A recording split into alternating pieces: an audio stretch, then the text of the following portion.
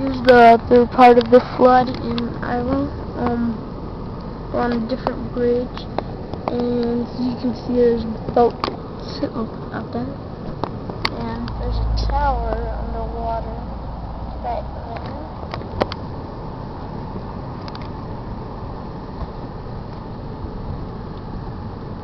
And there's a tree underwater even, and it's almost up here. All these trees are under.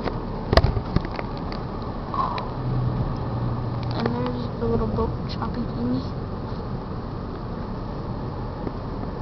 And there's a whole bunch of it's water right there, but it has a whole bunch of stuff that it just washed up. There's all those pieces out there.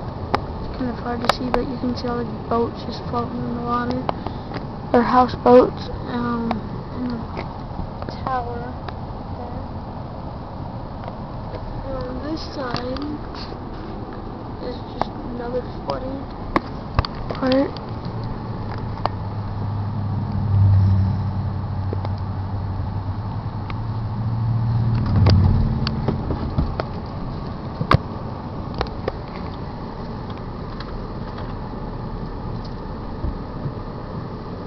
So,